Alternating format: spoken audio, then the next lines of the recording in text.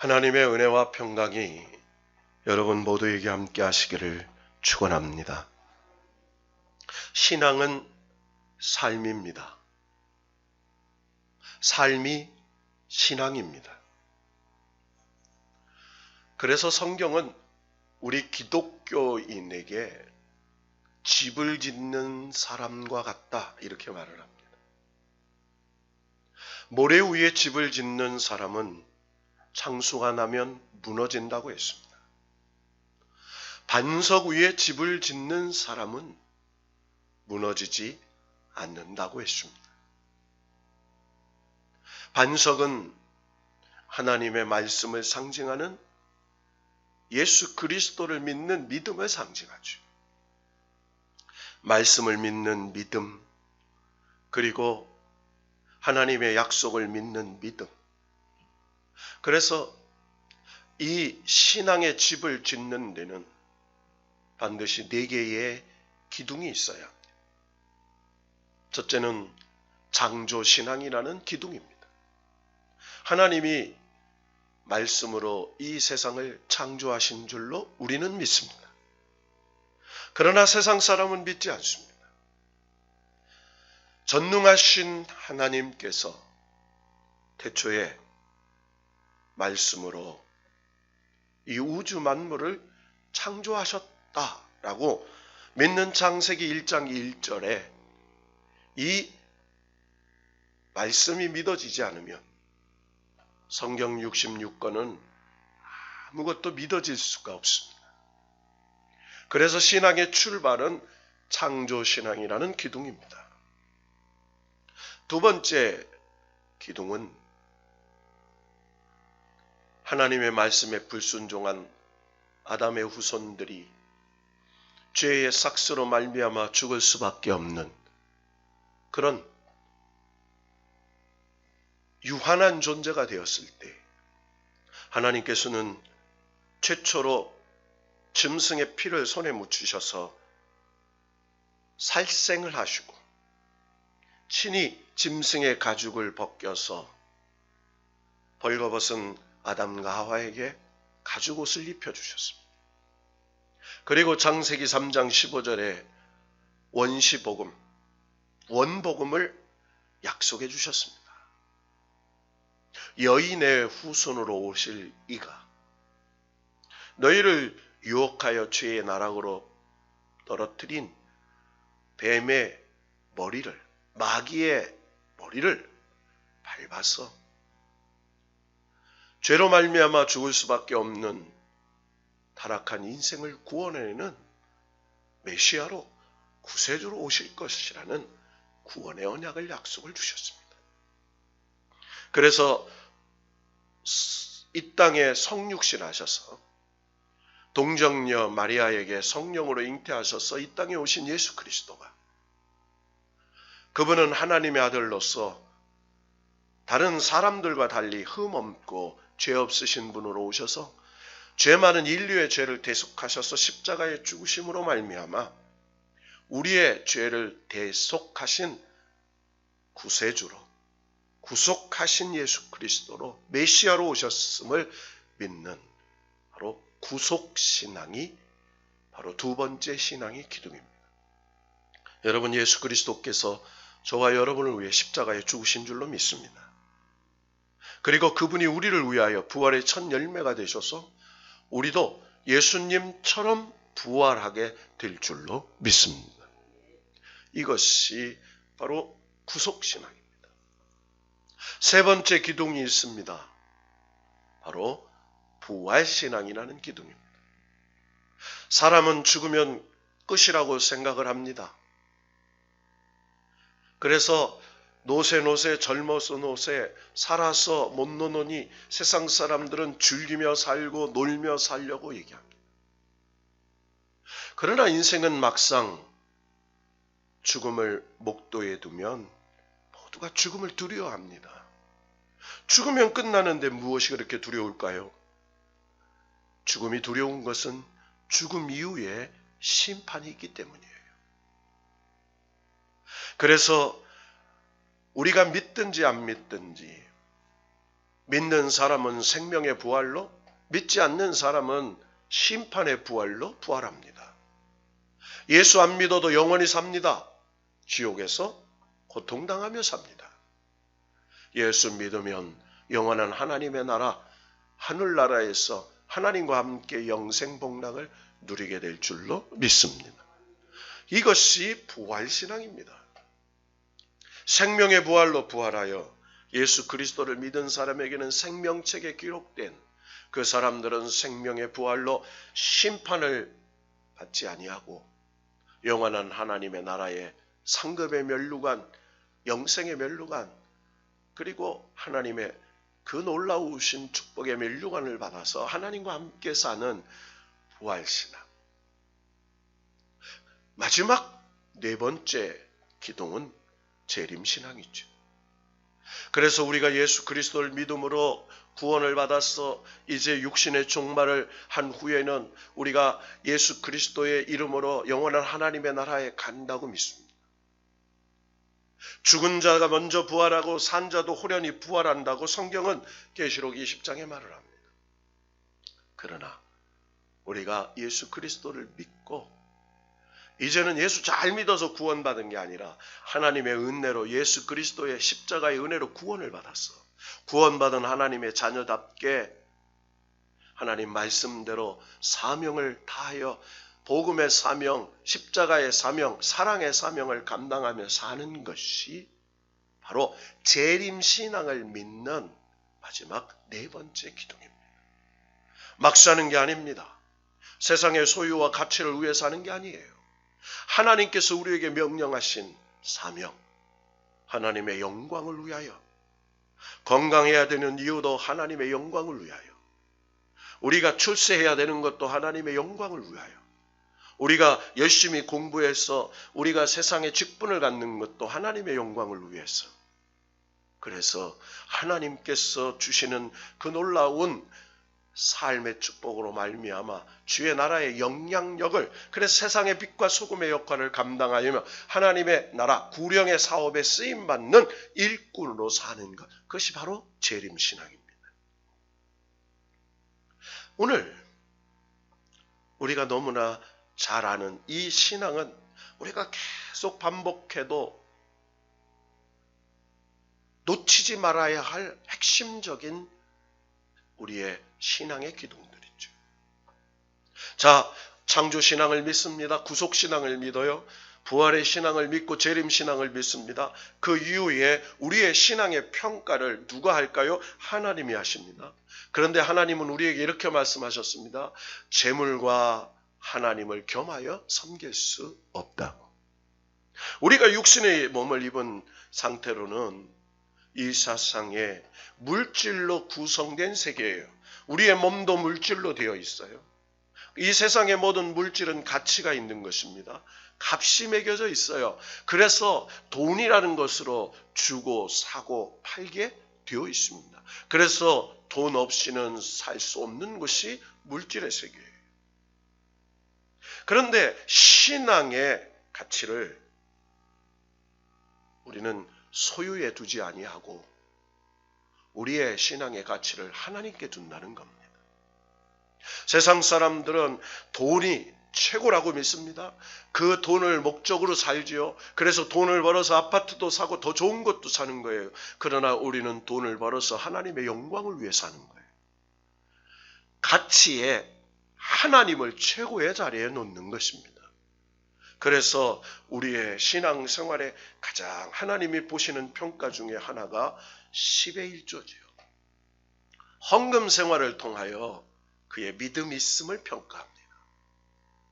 하나님을 사랑해서 하나님께서 주신 것이라고 믿고, 하나님이 10개를 주셨지만 다 하나님 거지만 9은 우리의 삶을 위해 하나님의 나라를 위해 쓰고 하나는 하나님 앞에 신앙을 고백함으로 드리는, 구별하여 드리는 10의 1조를 증표로 우리의 신앙을 인정받는 것이죠. 감사 예물을 드립니다. 그리고 선교와 건축과 기타의 예물을 드리지요. 그것은 우리의 신앙의 가치가 물질에 있는 게 아니라 하나님께 있음을 믿고 주신 자도 여호와시요 취하신 자도 여호와시요 많이 심는 자는 많이 거두고 적게 심은 자는 적게 거둔다는 하나님의 비밀의 약속을 믿기 때문에 하나님 앞에 물질을 심고 믿음을 심고 기도를 심고 감사를 심어서 하나님께서 30배, 60배, 100배, 1000배 넘치게 주실 줄로 믿고 그 신앙생활을 하게 되는 줄로 믿습니다. 두 번째 신앙생활의 검증이 뭐예요? 그것은 예배입니다. 그래서 안식일을 거룩하게 지키라 얘기하셨습니다. 여러분, 안식일은 하나님께서 이 세상을 창조하시고 마지막 날 일곱째 날 안식하신 것입니다. 하나님은 졸지도 주무시지도 않고 이 세상의 모든 것을 경영하시는 분입니다. 하나님께서 안식일을 정하신 것은 우리 인간들을 위해서 우리에게 평강과 쉼을 주시기 위해서 주신 날입니다. 안식일을 거룩하게 지키면 영혼을 회복시키시고 하나님께서 관계를 회복시키시고 영혼육을 새롭게 하셔서 하나님의 축복을 누리는 하나님의 나라의 유업으로 누리는 사람으로 우리를 회복시키는 하나님의 약속이 성취되는 것입니다.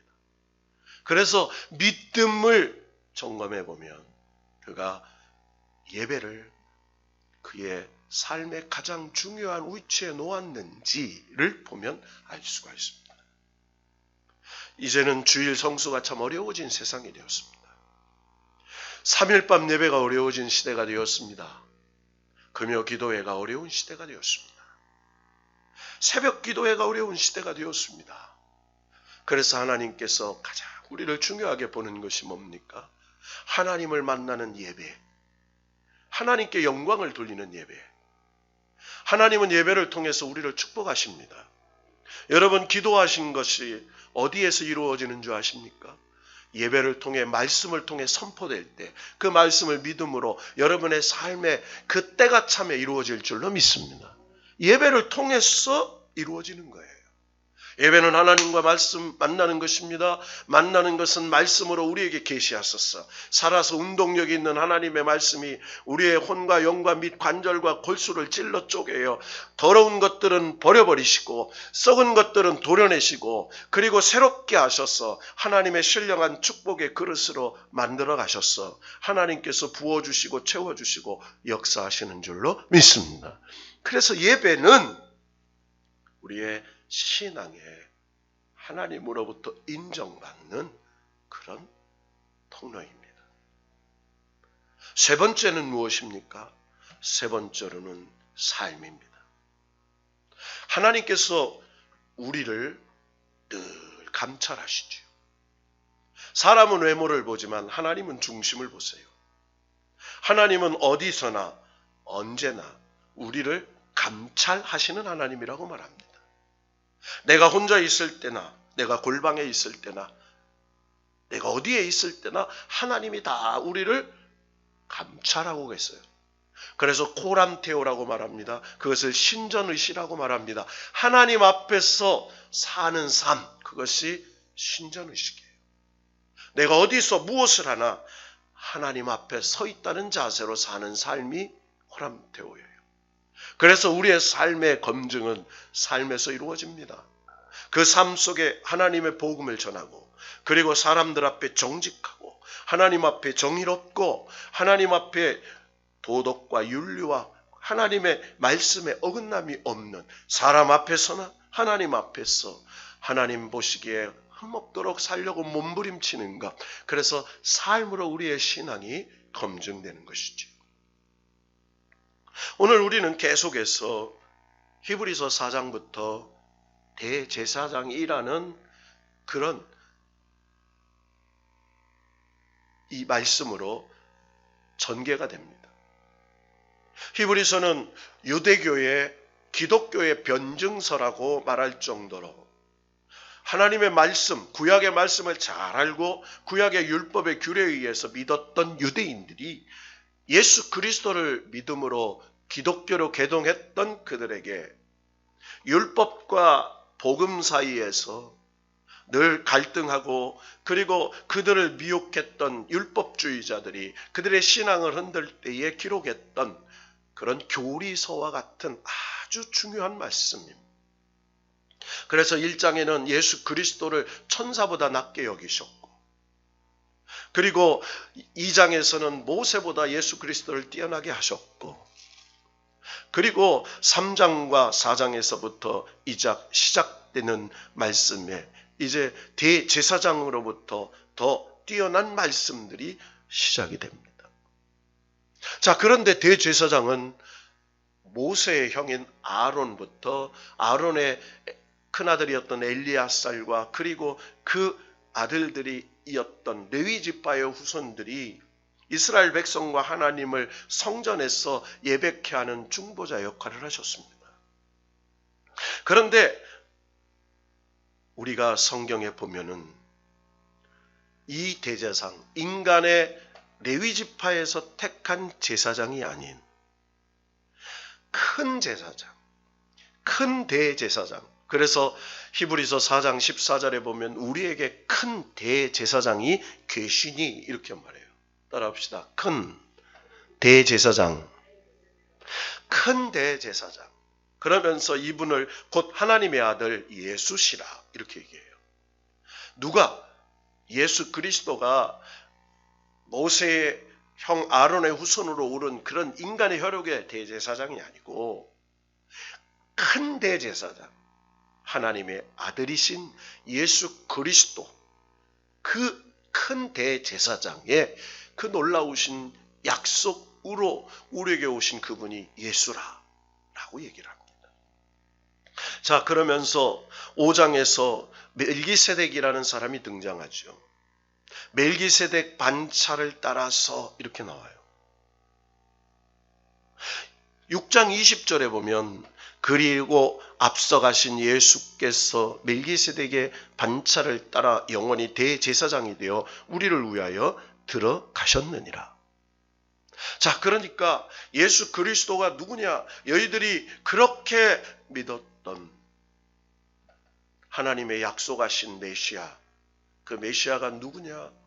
너희들이 그렇게 존경했던 대제사장 아론의 후손, 그리고 모세, 그리고 천사보다 더 뛰어난 바로 큰 대제사장의 증표인 창세기 14장에 등장하고 있는 살렘왕 멜기세덱의 반차를 따라오신 분 이렇게 얘기해요. 그래서 창세기 14장의 멜기세덱을 예수 그리스도의 그림자 이렇게 말합니다. 구약의 메시아 이렇게 얘기해요. 따라합시다. 구약의 메시아. 구약의 메시아이신 멜기세덱의 반차를 따라오신 예수. 자, 그러면서 이 멜기세덱이 누구냐? 우리는 창세기에 보면 아브라함이 소돔왕 연합군과 그리고 여러 이 고돌라움의 연합군 5왕이 연합해서 전쟁할 때 소돔왕 연합군이 패하고 그곳에 살던 조카 롯이 포로로 잡혀갔을 때 아브라함이 훈련시킨 종 연합군을 데리고 가서 그들을 전쟁을 쳐서 그돌라움의 연합군을 물리치고 조카 롯을 구해오면서 그들이 빼앗아 갔던 모든 탈취물들을 찾아 돌아올 때에 생긴 일이죠. 소돔왕이 와서 그 아브라함을 환영합니다. 그때 살렘왕 멜기세덱이 나타나요. 그리고 그 살렘왕 멜기세덱이 떡과 포도주를 준비해서 이 아브라함을 축복하는 겁니다. 그래서 창세기 14장에 보면 뭐라고 축복합니까? 천지의 주제시요 지극히 높으신 하나님이여 아브라함에게 복을 주옵소서. 이렇게 축복했다고 히브리서 7장 1절에 기록하고 있어요. 창세기 14장에도 그렇게 복을 합니다. 천지의 주제이신 하나님이시여 아브라함을 축복해달라. 믿음의 조상인 아브라함을 축복한 사람이 누굴까요? 바로 메시아 예수 그리스도를 상징한다 이렇게 말해요. 그 축복을 받은 아브라함은 모든 것의 10분의 1을 살렘왕 멜기세덱에 드렸다 이렇게 나옵니다. 자, 이 멜기세덱의 이름을 해석했더니 의의 왕, 또 평강의 왕 이렇게 말해요. 따라해 봅시다. 의의 왕, 평강의 왕. 의의 왕이요 평강의 왕이라 이렇게 말해요. 이 의의 왕, 평강의 왕이라는 이 표현은 누구를 받는가요? 여러분, 우리 예수 그리스도께서 이사야서에 보면 의의 왕이요 평강의 왕으로 오시는 이 이렇게 나옵니다. 그러니까 예수 그리스도를 의의 왕이라고 부르시고 예수 그리스도를 평강의 왕이라고 부르세요. 그런데 그 근원이 어디였는가 봤더니 아브라함 믿음의 조상을 축복했던 바로 멜기세덱 살렘의 왕이었어요. 그는 하나님의 제사장이었다 이렇게 나옵니다. 그런데 그 사람을 어떻게 표현합니까? 자, 3절 말씀을 읽으면 이해가 돼요. 3절을 읽어봅시다. 시작. 아버지도 없고 어머니도 없고 족보도 없고 시작한 날도 없고 생명의 끝도 없어 하나님의 아들과 닮아서 항상 제사장으로 있느니라. 아멘. 여러분, 말이 됩니까? 여러분, 아버지 없는 사람이 있습니까? 어머니 없는 사람이 있어요? 족보 없는 사람이 있어요? 시작도 없고 끝도 없는 사람이 있습니까? 있죠. 하나님밖에 없습니다. 그래서 이 멜기세덱을 바로 하나님의 아들 표현할 수가 없어요. 하나님과 아들과 닮아서 항상 제사장으로 있는 대제사장, 영원한 대제사장 대신 우리를 위하여 자신이 희생제물이 되어 피 흘리시고 찢기신 예수 그리스도 십자가의 대속물이 되신 영원한 대제사장이신 예수 그리스도를 상징하고 있다고 이 히브리서 기자는 설명하고 있는 겁니다. 여러분, 어느 우스운 얘기로 그런 얘기를 하더라고요. 하와가 부러운 이유가 하나가 있대요. 하와가. 모든 여자들이 하와를 부러워하는 이유가 하나가 있대요. 뭘까요? 하와를 부러워하는, 여자로서 하와를 부러워한대요. 여자로서. 왜, 권사님 왜 웃으세요? 맞습니다. 네. 시어머니가 없어요. 왜? 아담은 하나님이 친히 빚으셔서 시어머니가 없는 거예요. 여러분, 아담과 하와가 없는 게 있죠. 배꼽이 없어요. 시어머니가 없다라는 거예요. 그러니까 우리의 인간의 이성으로 하나님의 세계를 이해하려고 하는 게 아니죠. 하나님의 말씀은 믿음으로 받는 거예요. 여러분, 이 말씀이 저와 여러분에게 능력이 되고 은혜가 되고 역사가 되기를 축원합니다. 자, 그러면서 이 사람이 얼마나 높은가를 생각해 보라 이렇게 얘기해요. 누가? 살렘왕 멜기세덱이. 조상 아브라함도 노량물 중 10분의 1을 그에게 주었느니라. 너희들이 믿는 그 아브라함, 너희들이 가장 높게 생각하는 믿음의 조상 아브라함도 누구에게? 살렘왕 멜기세덱에게 10의 1조를 드렸느니라. 그분이 누구냐? 바로 의의 왕, 평강의 왕, 예수 그리스도라고 지금 계속해서 히브리서 기자는 설명을 하는 거예요. 자, 5절을 한번 읽어볼까요? 시작. 레위의 아들들 가운데 제사장의 직분을 받은 자들은 율법을 따라 아브라함의 허리에서 난 자라도 자기 형제인 백성에게서 10분의 1을 취하라는 명령을 받았으나. 자, 아브라함의 허리에서 난 자라도 자기 형제인 백성에게서 10분의 1을 취하라는 명령을 받았다. 여러분, 이 말이 뭐예요? 여러분, 아브라함의 아들은 이삭입니다. 이삭의 아들이 에서와 야곱이 있죠. 큰 자가 작은 자를 섬겨서 장자권을 야곱이 계승합니다. 여러분, 여기서 하나님의 장자권은 소유물을 얘기하지 않아요. 아브라함이 죽은 후에, 이삭이 죽은 후에 모든 그 이삭의 재물을 누가 물려받았어요? 형 에서가 받았습니다. 그런데 야곱은 보따리 하나를 가지고 외삼촌 라반이 살고 있는 하란 땅에 야밤도주했어요. 빈몸으로 갔습니다. 그런데 그곳에서 거부가 돼서 돌아왔습니다. 여러분, 장자권은 하나님이 주시는 축복을 말합니다. 이 세상의 소유물이 아니에요. 아무것도 없어도 하나님이 영적인 장자가 되면 책임져 주시고 먹이시고 입히시고 역사하시는 축복권이 그에게 있는 거예요. 여러분, 저와 여러분에게 이 영적인 장자권이 계승된 줄로 믿습니다. 그래서 무엇을 먹든지 입든지 마시든지 염려하지 마라. 그것은 다 이방인들이 구하는 것이다. 하나님의 아들 딴들은 그의 나라와 의를 구하라. 그리하면 이 모든 것을 더하여 주시리라. 하나님이 약속한 거예요. 자, 그런데 오늘 이 말씀 뭐예요? 야곱에게 12아들이 있었습니다. 야곱의 12아들 중에 제일 큰 아들이 르우벤이에요. 르우벤 아버지 침상을 더럽혔어요. 시므온과 레위는 세겜의 사람들을 속여서 할례인다고 그들을 살인자로 손에 피를 묻혔습니다. 그래서 찬송이라는 이름을 가진 유다가 이 야곱에 가졌던 장자권을 계승받죠.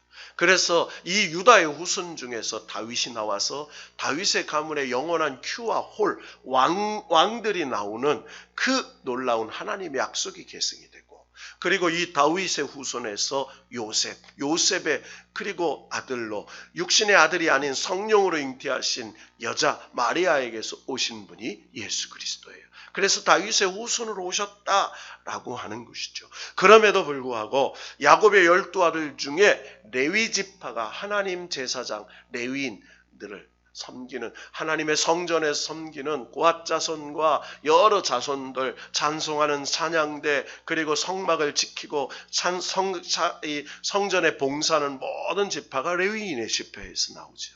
이 레위 지파들을 위해서 같은 형제들도 하나님 앞에 10의 1조를 드렸다라고 얘기를 하는 거예요. 자, 6절 7절 말씀 같이 읽어봅시다. 시작. 레위 족보에 들지 아니한 엘기세덱은 아브라함에게서 10분의 1을 취하고 약속을 받은 그를 위하여 복을 빌었나니 논란의 여지 없이 낮은 자가 높은 자에게서 축복을 받느니라. 자, 무슨 말이에요? 아브라함보다 높은 자이기 때문에 축복. 너희들이 생각하는 믿음의 조상들이 아무리 높아도 그 아브라함을 축복해 주신 분은 하나님의 아들이시다. 그 얘기를 지금 하고 있는 거예요. 높은 자가 낮은 자를 축복해 주는 것이다. 자, 8절부터 읽어봅시다. 또 여기는 죽은 자들의 10분의 1을 받으나 저기는 산다고 증거를 얻은 자가 받았느니라. 또한 10분의 1을 받는 레위도 아브라함으로 말미암아 10분의 1을 바쳤다고 할 수 있나니. 자, 여기는 죽은 자들이 10분의 1을 받으나 저기는 산다고 증거를 얻은 자가 받았느니라. 자, 구약의 이스라엘 백성들은 11조를 드렸어요. 그런데 뭐예요? 죽은 자들이 10분의 1을 받았어. 죽은 자들 뭐예요? 구약의 제사장들. 그러나 여기서 산다고 증거를 얻은 자가 받았다. 산다고 증거를. 여러분, 우리가 예수 그리스도를 믿음으로 하나님의 약속을 믿으면서 구원의 확신, 그리고 우리의 영생 복락을 누리는 확신을 받은 사람이 믿음의 증거로 드릴 수 있는 게 11조예요. 여러분, 믿음 없이는 못 드리는 겁니다. 또 억지로 드릴 수도 없어요. 아니, 억지로 드리면 안 돼요. 시험이 들기 때문에. 자, 그러면서 뭐라고 얘기해요? 레위도 10분의 1을 받은 레위도 아브라함으로 말미암아 10분의 1을 바쳤다고 할 수 있나니. 여러분, 이 말이 뭐예요? 레위인들도요. 그들은 하나님 앞에 드린 번제물과 10분의 1을 구분해서 제사장들이 받았어요. 그런데 제사장도 이것을 구분해서 가난한 자, 병든 자들을 구제하는 데 사용을 합니다. 목사인 저도 10의 1조를 드립니다. 하나님이 주신 걸 구별해서 드릴 수 있어요.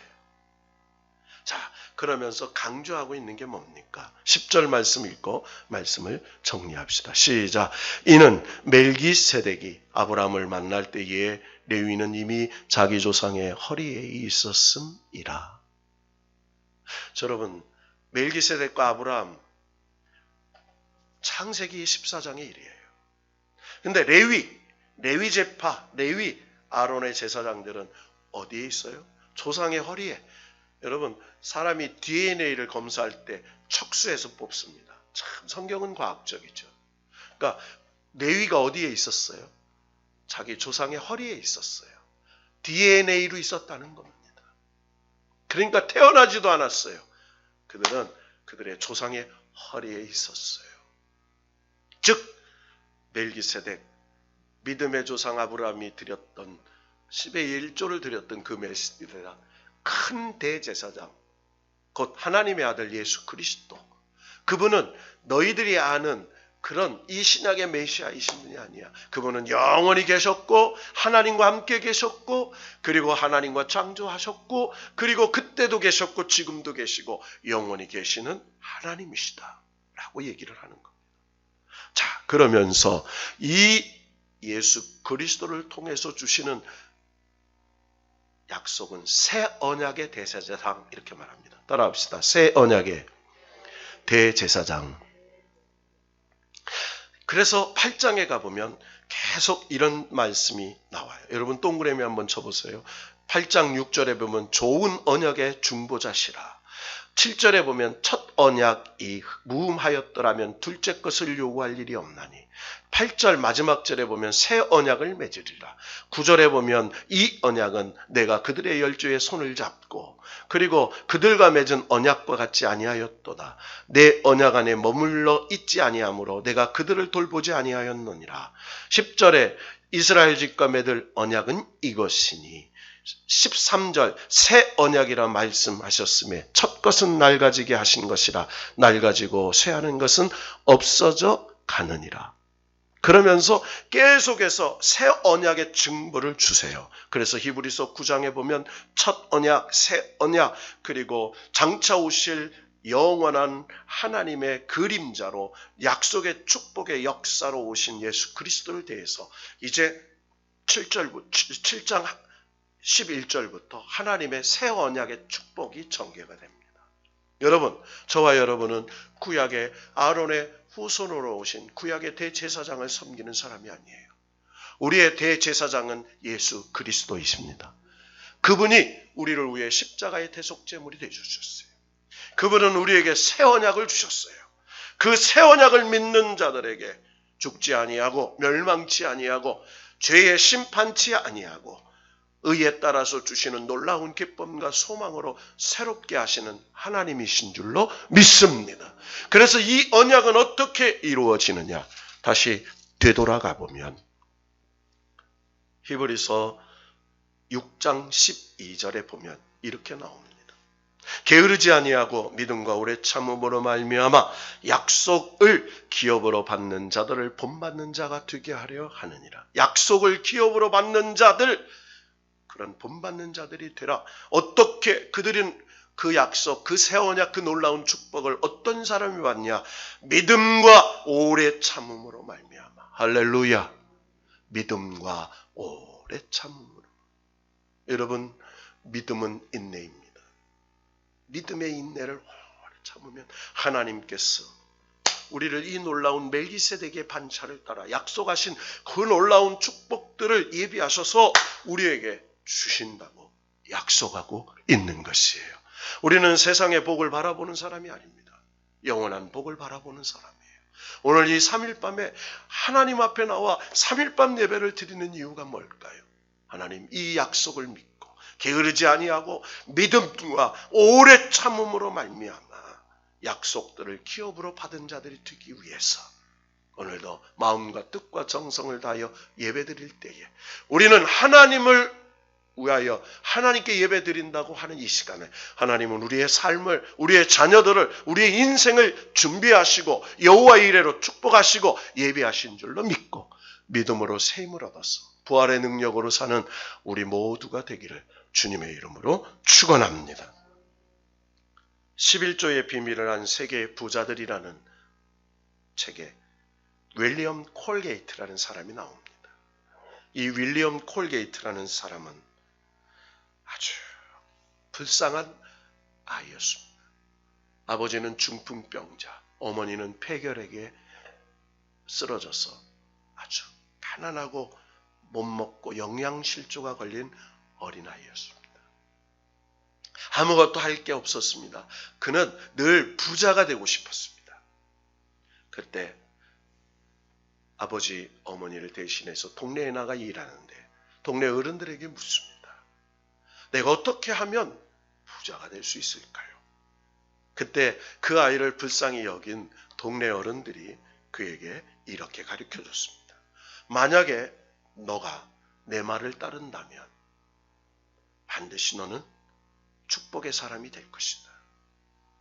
너는 하나님을 섬기며 반드시 주의를 거룩하게 지켜라. 또한 내 소득의 10분의 1을 반드시 하나님께 바쳐라. 혹시 내가 돈을 많이 벌거나 높은 자리에 오른다 해도 항상 겸손히 섬기면 반드시 하나님의 복을 받을 것이다. 이 이야기를 가슴으로 받았습니다. 그는 어린 나이에 아버지 어머니가 차례로 돌아가시고 도시로 일을 하러 갑니다. 이 윌리엄 콜게이트는 도시에 가서 양쪽 공장에 취직을 합니다. 어린 이 콜게이트가 양쪽 공장에 취직을 해서 일을 하는데 얼마나 성실했는지 공장 사장의 눈에 들었습니다. 그리고 그 아이를 함께 다니는 교회로 데리고 갔습니다. 늘 주일을 성수했습니다. 늘 예배를 사모한 마음으로 드렸습니다. 그리고 그는 늘 하나님 앞에 작은 봉급이지만 11조를 구별해서 드렸습니다. 그러던 어느 날 공장의 사장이 세상을 떠났습니다. 평소에 아주 신임을 받고 사랑을 받아서 그 공장 사장은 운명하면서 자기 공장을 그 콜게이트에게 맡겼습니다. 가족의 동의를 얻어서 콜게이트가 공장을 운영합니다. 그런데 그 공장이 너무 잘 되는 거예요. 10의 1조를 구별해서 오른쪽에 넣기 시작했습니다.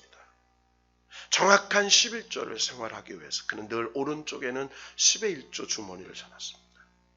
난 점점 수입이 많아져서 때로는 10의 5조, 때로는 전부를 드릴 때도 있었습니다. 그래도 그는 날마다 재물의 능이 넓어졌습니다. 1806년 이 콜게이트는 치약 공장을 설립했습니다. 그래서 세계 최초로 1908년 최초로 튜브에 든 치약을 만들어 콜게이트 파멀리브라는 회사명으로 세계 최대의 치약 세제와 그리고 비누 회사로 세계 1위를 차지하는 회사가 되었습니다. 2020년 현재 자산은 세계의 20대 기업에 들어가는 엄청난 회사가 되었습니다. 매일 전 세계 8억이 넘는 인구가 이 회사의 제품을 사용합니다.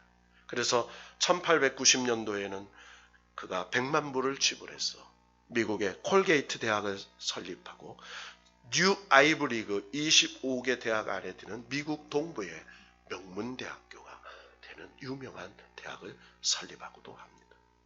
그가 제일 좋아하는 성경 말씀이 창세기 22장 17절 18절 말씀이라고 말합니다.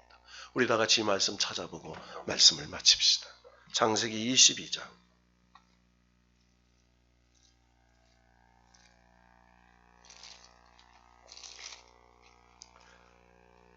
17절 18절 시작. 내가 내게 큰 복을 주고 내 씨가 크게 번성하여 하늘의 별과 같고 바닷가의 모래와 같게 하리니 내 씨가 그 대적의 성문을 차지하리라. 또 내 씨로 말미암아 천하 만민이 복을 받으리니 이는 내가 나의 말을 준행하였음이니라 하셨다 하니라. 아멘. 여러분, 아브라함은 아들을 얻기 전에 이 말씀을 받고 무려 25년을 기다려서 이삭을 얻죠. 여러분, 콜게이트는 가난한 양쪽 공장 어린 소년의 노동자에서 그는 부자가 될 때까지 믿음은 바라는 것들의 실상이요 보지 못하는 증거인 말씀을 믿고 그는 이 아브라함의 복이 자기의 복이 될 건 줄로 믿고 믿음으로 살아서 하나님의 영광을 돌리는 신앙인의 유명한 발자취를 남긴 사람이 되었습니다. 축복합니다. 여러분의 자녀들이, 여러분의 후손들이 그렇게 되기를 축원합니다.